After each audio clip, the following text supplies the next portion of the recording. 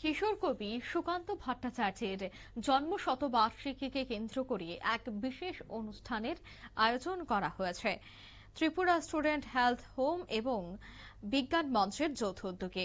এদিন দেখা গেছে সামাজিক উদ্যোগ হাতে নেওয়া হয়েছে রক্তদান শিবিরের।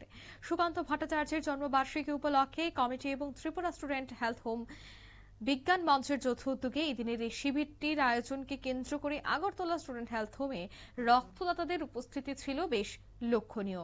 এদিনের এই রক্তদান শিবিরকে কেন্দ্র করে কি উঠে আছে শোনাবো।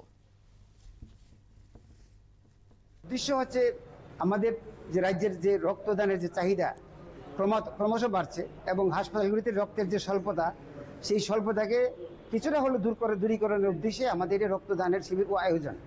এবং আজকের এই যে রক্তদান শিবিরের মূল উদ্যোক্তা হচ্ছে ত্রিপুরা সাংস্কৃতিক মঞ্চ এবং উদ্দেশ্য সুকান্ত জন্ম শতবার্ষিকী উদযাপন কমিটির তরফ থেকে আজকের এই আয়োজন, এবং তাদের সাথে আমরা সহযোগিতা আছি ত্রিপুরা বিজ্ঞান মঞ্চ এবং স্টুডেন্টস হেলথ হোম।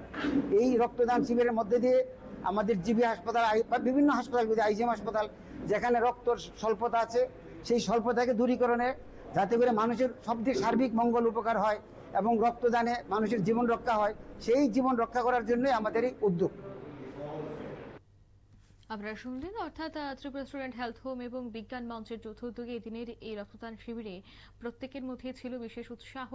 তবে এদিন দেখা গেছে যে এই বিশেষ অনুষ্ঠানকে কেন্দ্র করে সুকান্ত ভট্টাচার্যের জন্মশতবার্ষিকীকে উদযাপন করতে গিয়ে এদিনের এই রক্তদান শিবিরটির আয়োজন। নিয়ে নিচ্ছে ছোট্ট একটি বিজ্ঞাপন বিরতি, সঙ্গে থাকুন।